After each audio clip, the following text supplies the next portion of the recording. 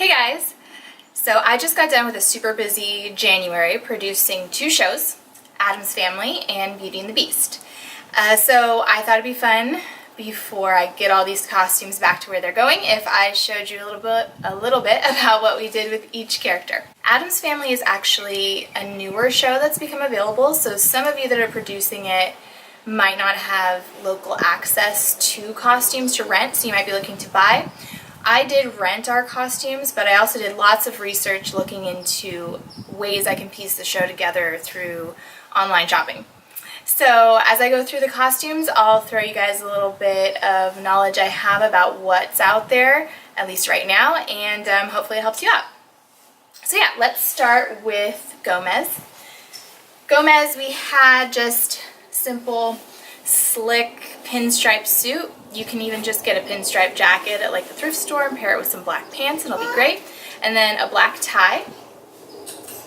He also had a smoking jacket that he threw on for a scene just to like mix it up. Morticia has her standard long sexy black dress.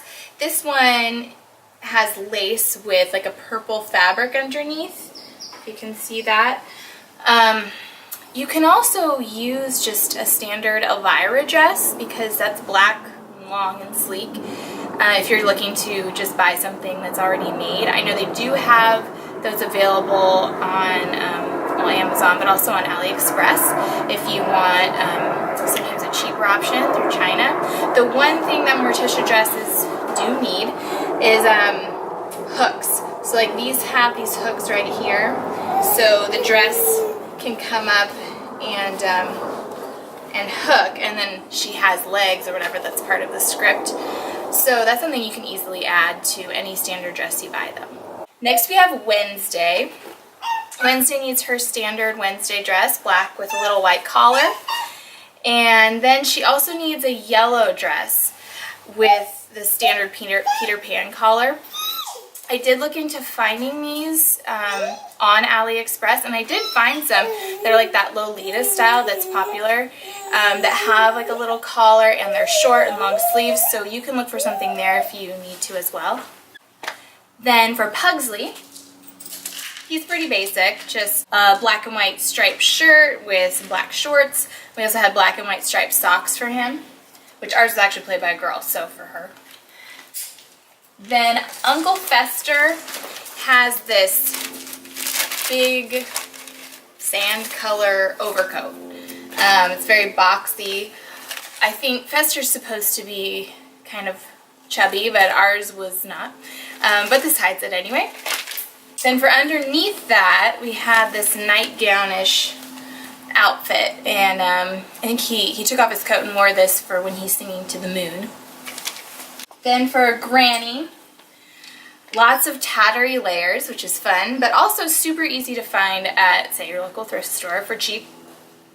She has a skirt with tons of layers. She has the shirt and then a vest, and all very tattery, very worn. We also put her in a crazy gray frizzy wig, so she looked great. The Beinickies, the dad, we had him wear this kind of greenish tinged jacket with brown pants. And then for Alice, she has to wear yellow. So she was in a yellow skirt suit. But you can also put her in a yellow dress, whatever you can find. The only thing you need to know about her is that she has to be able to kind of start taking her clothes off when she loses her mind. So like for this, she had a button-up blouse, so she took the jacket off, she unbuttoned a few buttons, and that's what she did when she has her moment at the end of Act 1. And then we have Mr. Lurch. He was in a tailcoat, kind of a tailcoat, and then his shirt was all tattered, and then he had these awesome, like super high black platform shoes, so he looked great. For the ancestors, there are a few named ones that do have specific costumes. We have the Indian. This was our Indian. Just, you know, gray, kind of suede-ish type material. We have the nurse. This one we added some black, some like dirtiness to look a little more ghouly, I guess, and a black cap. This was our Courtesan. So this one actually could be easily made from like a 90s prom dress or something. You could find it at a thrift store because it has that kind of bodice, and then you just cut it to be short and add some of these fun frilly things to it. The Caveman. There are standard Caveman costumes. I'm not sure about the palette. We kept the Ancestor palette like grays and beiges and tans. So you can look around for that, but this one is gray. It's kind of patched together with different furs. For the flight attendant, it's actually kind of hard to find a flight attendant that's in that color scheme. So we had this, it's just a standard skirt that we added the black to, and then a button-up kind of coat. And then she wore a white button-up underneath and had like a little neck scarf and then a little flight attendant's hat. And she actually looked great. It really did pull off the flight attendant look because it was a little hard to find. For the flapper, it's a gray flapper outfit. You could also use white, which is more standard to find, easy to find on Amazon or on AliExpress. The bride. This is the one we use, like an 80s fun poofy bride dress, but find this at a thrift store possibly if someone, I don't know, got rid of their wedding gown, sadly.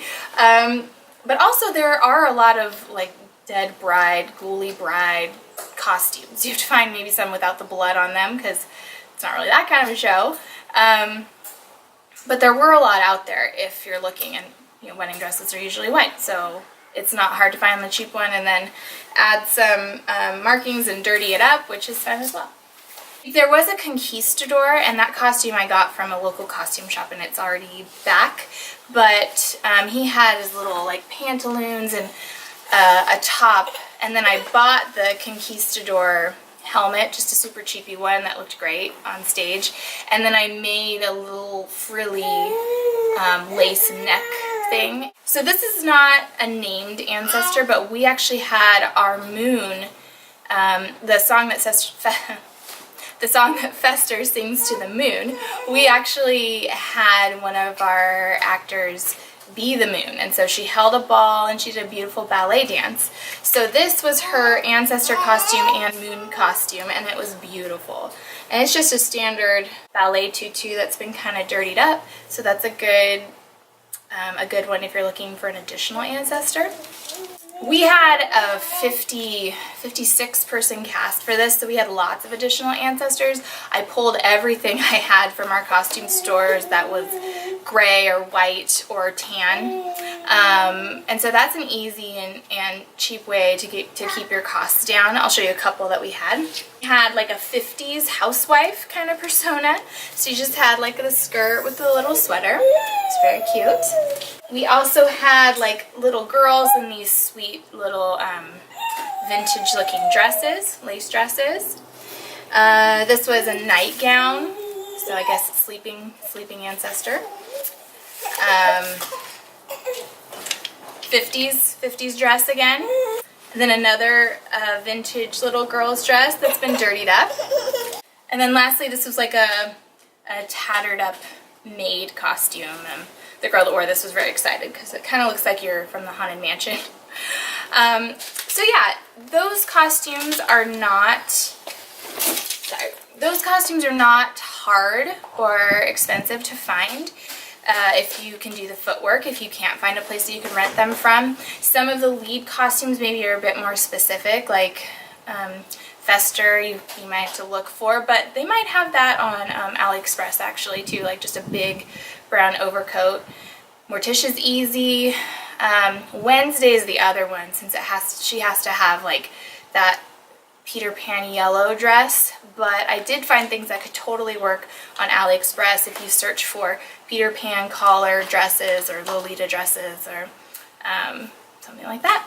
So I hope that was helpful, and leave me any questions you have, and good luck with your show.